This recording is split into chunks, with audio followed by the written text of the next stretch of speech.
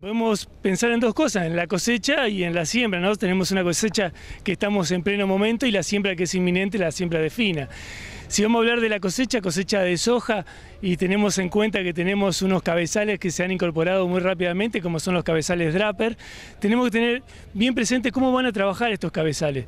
Vamos a ver que el molinete, cuando antes hablábamos que el molinete tenía que trabajar sobre la barra de corte, ahora vamos a estar pensando en un molinete que trabaja más adelantado y pegando un golpecito para que el material ingrese adentro, por encima de la lona, y pueda ser bien trasladado, y controlar bien la velocidad de la lona del Draper. Esa velocidad hay que buscarla en la medida que la planta caiga y se mueva unos 30 grados sobre la cabina. De esa manera logramos que cuando llegue al embocador, a la lona embocadora, ingrese de punta e ingrese perfectamente al sistema de trilla, que es lo que tanto beneficio genera este cabezal, ¿no? Ahora es todo mucho más sereno, se consume menos combustible, el ancho de trabajo se puede aprovechar más. Y si ahora nos vamos más para atrás, vamos a hablar del sistema de trilla.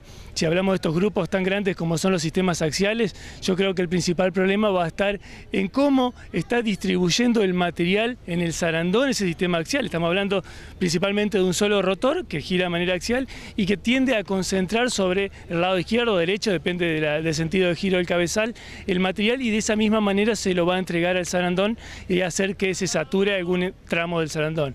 Entonces hay que ver que todos los sistemas de trilla axial tienen algún sistema de deflexión para distribuir el material que va trillando, toda la granza y el grano que va trillando.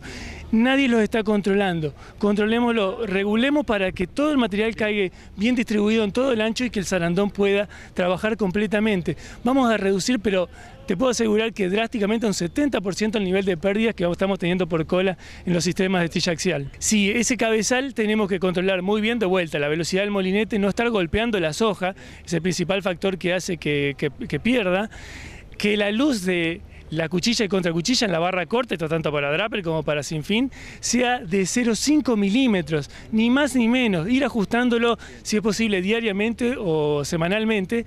¿Por qué? Porque si tenemos mucha luz empieza a mascar la planta y la empieza a hacer sacudir y a hacer que se rocen entre ellas y haya mucho desgrane. Y si hay poca luz, menos de 0,5, mucho rozamiento entre la cuchilla y la contracuchilla, se desgasta los mandos de tracción de la barra, aumenta el consumo de gasoil y por lo tanto hay un perjuicio para los dos, para el productor y para el contratista. Y por el otro, es el factor que no se tiene en cuenta y que ha llevado a que el Draper sea tan exitoso. La luz entre la espira del caracol, del Sinfín, y la batea. Esa luz siempre hay que controlarla. Si nosotros vemos, está la luz que salió de fábricas, con el desgaste se mantuvo después de 3 campañas.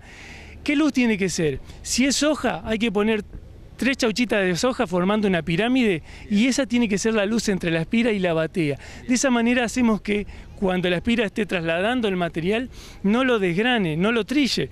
Entonces si no lo trilla no se cae por enfrente de la batea, por el frente del cabezal, y se reducen las pérdidas. Para que un sistema de trilla transversal funcione bien tiene que ser muy bien la alimentación. Entonces lo que te decía recién, si a eso le sumamos que la chapa rascadora, la que está detrás del Sinfín, tiene que estar prácticamente rozando la espira, eso hace que no se envuelva el material. Si tenemos bien controlada la tensión del embocador, del acarreador, que las cadenas tengan la tensión justa, también va a hacer que no lo envuelva el material. Y cuando lleguemos al cilindro de trilla, para que este trabaje bien, hay que tener en cuenta esto, que la luz de entrada entre el cilindro y el embocador sea el doble que la salida, no al revés. Muchas veces la usamos cerrada adelante y abierta atrás para que la máquina no se atore. Sí, no se atora, es cierto, pero perdemos 70% de capacidad de la máquina porque estamos trillando únicamente con el primer tercio del cilindro de trilla. Entonces duplicamos la apertura de adelante que atrás. ¿Y qué apertura le damos? ¿Qué hacemos? Nuevamente el sistema de las espiguitas o las chauchas, formamos una pirámide con ella, y esa es la luz de apertura que tiene que tener atrás entre el cilindro y el cóncavo. Y el doble le ponemos adelante. No te equivocas nunca. Después lo único que te queda va a ser regular las revoluciones en función de si está más húmedo, si está más seco, si es más difícil o menos difícil de trillar.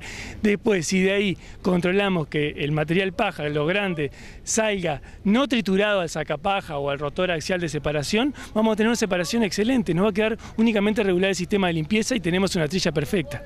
¿Velocidad de trilla? Velocidad de trilla. va a ser muy dependiente del estado del cultivo. Si estamos hablando de cultivo seco, en condiciones secas, vamos a estar pensando en las revoluciones muy bajas y ojo, porque va a depender también del diámetro que tenga el cilindro de trilla. A mayor diámetro, mayor velocidad tangencial. Así que podemos tirar un número, te puedo decir 400, 450 revoluciones, pero va a depender mucho de esas condiciones. Y si tenemos una condición húmeda, como se espera de cosecha, vamos a tener que llevarlo a 600, 700 y tal vez a 800 revoluciones por minuto, sin duda. La última tiene que ver con lo que te preguntaba al inicio, porque no hubo tiempo para hacer el apartado sobre trilla en lote con excesos hídricos. Sí, bueno, qué tema. Ya con problemas hídricos quiere decir que la chaucha va a tener baja dehiscencia, así que vamos a tener menos problemas de que con el golpeteo del molinete se abra, se desgrane. Por lo tanto vamos a tener que aumentar un poquito la velocidad de giro del molinete. ¿Por qué? Porque la planta con humedad corre menos, entonces no va a llegar al coracol o en el caso del draper no va a estar alimentado bien adelante. Aumentemos la velocidad sin problema porque está húmedo, no se va a abrir. Ese es el principal factor. Después, que todos esos otros puntos que yo te decía, la luz entre la espira y el caracol, la chapa rascadora y la tensión, cuanto más humedad tenga el material, más ajustado tiene que estar, porque si no lo buscan volver, ¿sí? Y el material retorcido húmedo es muy difícil que el cilindro de trilla lo pueda trabajar bien. En cuanto a la traslación, vamos a ver que tenemos en el mercado sistemas de alta flotación que permiten trasladarse con suelos con alta humedad, pero siempre y cuando tengan capacidad portante. Si el suelo tiende a hundirse, muchas veces empieza a patinar, por lo tanto tenemos que pensar en las duales, lo cual las duales va a reducir la compactación, va a aumentar la flotabilidad, pero después nos va a generar una complicación al momento de trasladarnos de lote en lote en las rutas por el ancho de transporte. Sí podemos pensar en los sistemas orugas, todos andan muy bien, flotan, tienen una capacidad del suelo de no aportar de más de 80, 90 gramos por centímetro cuadrado, cosa que con los neumáticos es imposible. Pero en el caso de los triangulares, por ejemplo, si el suelo no tiene capacidad portante y se entierra más de 40 centímetros, no puede avanzar porque hay un esfuerzo de rodadura que no lo deja avanzar. Ahí tenemos que pensar en trabajar con otros sistemas de oruga que lamentablemente todavía no los tenemos en el país, que son las orugas tipo trapezoidales escalenos, tipo las que se desarrollan en Estados Unidos por AT-Track, en donde tienen un rodillo de tracción suspendido que hace que genere una curva de 30 grados la oruga, la banda de rodamiento, por lo tanto siempre tiende a trepar y nunca a enterrarse. Cuando quiere enterrarse trepa y no hay nada que lo pare. Si empezamos a tener en el país situaciones de muchas épocas de cosecha en húmeda, que la cosechadora tiende a enterrarse, creo que eso tenemos que desarrollarlo muy rápidamente en el país.